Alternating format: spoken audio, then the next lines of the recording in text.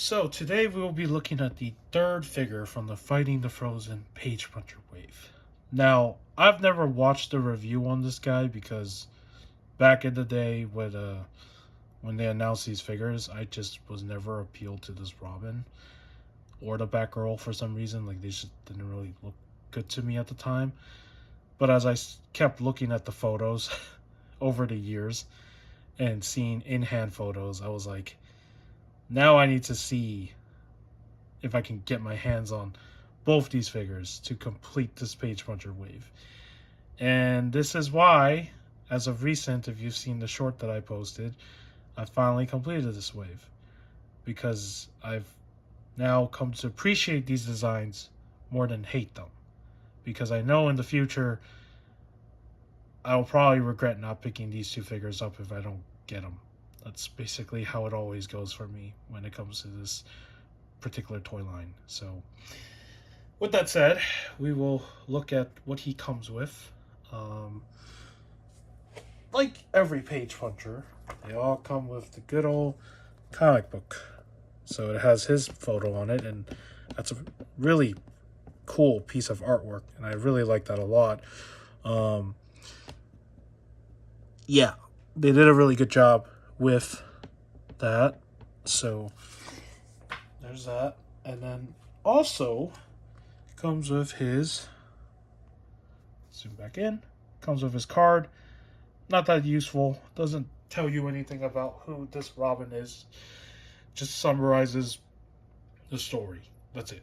So we just have to assume that this Robin is just a tribal guy or of some kind, because he really feels like he has tribal themes going on, like a tribal warrior theme going on with his figure to me. That's what it feels like with the design.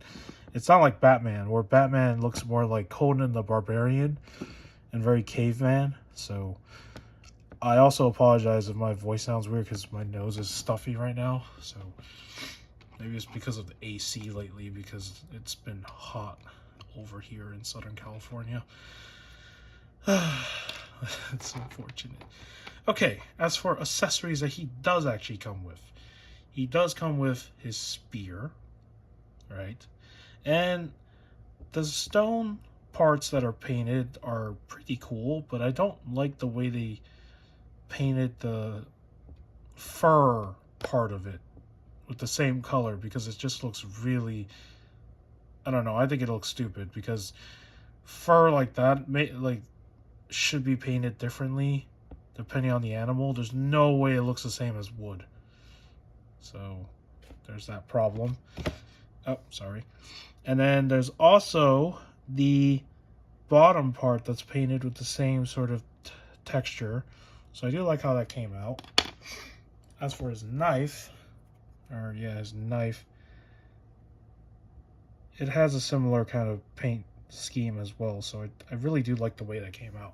So accessory wise, the weapons are okay. I do like the way they are included with him.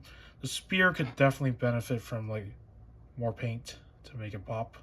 I think everything on this figure could use more paint. And the reason why I say this is because if you look just at the colors of what he's wearing, they're really simple colors. There's no crazy shading going on with the like any sort of like what do you call it, like a black wash over it to make certain areas darker. They all have the same color. So instead it looks very cartoony to me than it does like it's like actual clothing with wear and tear to it, I guess. Now, one cool thing about his belt is that you can store the knife. So this is something that rarely happens. Sometimes some figures will have something like this, and sometimes some figures will have nothing to store their knives. So yeah, in terms of the way he looks, I do like the whole warriorous vibe he has. He does look like someone who will, or who can, wield a spear as his primary weapon, since he has like a shoulder armor right here. And I really like that detail of just like he He's like muscular, but the skinny type of muscular, and he uses a freaking spear because he's more agile to use a spear compared to like Batman, who's like, you know, built like a freaking brick, right? Like if you put them next to each other, this guy's built like a brick, so he definitely uses the more heavier weapons. And then he's built more like, I don't know, Spider-Man. Yeah, but like very Spider-Man style. So, what else is there to him? He does have the thing. Oh, so his headband does drape over the back, which is kind of cool. And he also has that tattoo on his chest, which you can only see like one side of it. You can't see the other side. So that kind of sucks because his logo gets in the way. So outside of that, he does have some details going on in his body with his muscles. Like you can see his muscles.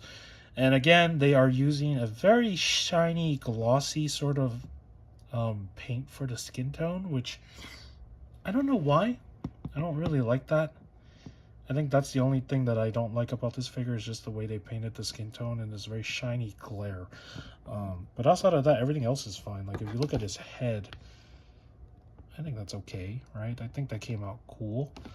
I like the hairstyle. Very reminiscent to the Last Night on Earth Wonder Woman with the mohawk. So there's that. He also has his arm gauntlets, and this side doesn't even have the same thing as this side. This side covers his hand, and then this side doesn't. So very interesting. And I think that's it for aesthetics. There's not really anything else to say. Oh, I guess he's barefoot. Yeah. You don't wear shoes. It's weird because Batman wears shoes, or whatever those are. It would have been crazy if Batman was barefoot too. That would have made more sense, right? I don't know. It's kind of weird that he's the only one wearing shoes, and that also makes me question, like, how the heck did these guys, him and Batgirl, walk through the snow with like straight up like no shoes, especially with the type of temperature that Mr. Freeze is using? Like, wouldn't their feet get frostbite from that? I don't know. Fictional storytelling doesn't match real life logic. Okay. Articulation wise, I think he has your standard articulation, right? So let's see. Oh god, this arm. Oh no, this arm does not want to. Okay, this arm probably only goes out like that far. I don't know if the joint is just being stiffer, or I don't think so, but maybe it's just my copy. I don't know. It does have double jointed arms, which is kind of cool. Oh, another thing I do want to point out. I do like the fact that this side covers the pin. So it's not like pinless, but it just covers the pin. And it does kind of hinder his articulation when it comes to the double joint. As for this arm, because of this shoulder armor piece, you're not going to get much with the, I guess you'd say, like, leaning the arm upward. I mean, that's as far as it's going to go up because it's hindered. And then another thing that will hinder this arm's articulation, it can't go back. This is as far as he can go back. This is as far as he can go if you have his arm like this. If you want the arm to go all the way, that's only one side can do that. So, I don't know if I like that, but what can you do? That is just how this sculpt is sculpted. As for his head, he can look up really good. He can look down really good. He can look side to side. He can also tilt his head side to side. So the head is pretty well articulated as well. His torso area does have articulation. It can rock forward a little bit. And not the best ab crunch. Again, hindered. He can't really lean back too much either, so that's another bummer. He does have rotation down here, but it's like really stiff right now, so I don't want to force that. But yeah, there is rotation in that waist area. As for his legs, because of that skirt piece, if you lift both legs, they only kick out to the side. They can't kick straight because of that skirt piece. So, not so good there.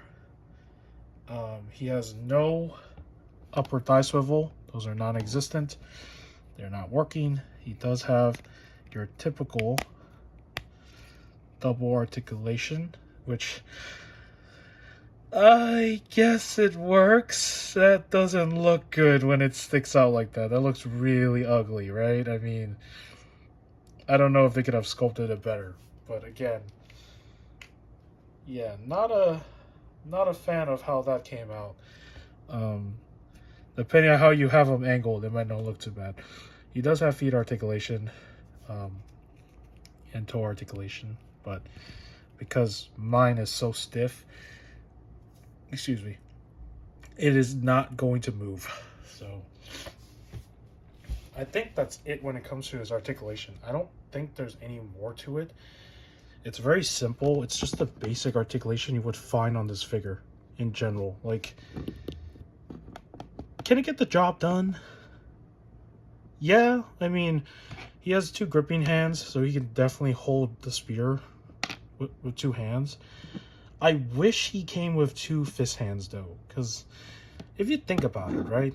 These guys are like warriors. They fight whatever they have to fight sometimes, and, you know, they're not always using their weapons, right? Like, what if he throws a spear, and then he has to use his fists in that moment or something? I don't know. It just feels like a lackluster when it doesn't, or when a figure doesn't have like alternate hands to give them like that other option. And that's kind of been like one of the things I've noticed with these the 2 figures, like him and the Batman, is the fact that even Batman doesn't have fist hands. He only has 2 gripping hands to hold his weapons. So don't know if that's a budget thing, but that's exactly the one issue that I have with said Page Puncher Wave. So yeah, that's the one issue that I have, that I think they should include more hands with certain figures that need it. In this case, I think he needs it. So outside of that, I think everything else is okay on this figure. I think he's cool. And if you like this review and found it informative of this figure, of this figure's articulation and everything, you can give a like to this video if you want to. If you want to sub to my channel, you can also do that as well. But you don't have to do any of those. And with that, I will see you in the next video. I do apologize for the my stuffy nose today. I didn't plan this out. So yeah, hopefully in the next one I won't have a stuffy nose or feel like I can't speak. So yeah, all right, take care everyone, and bye.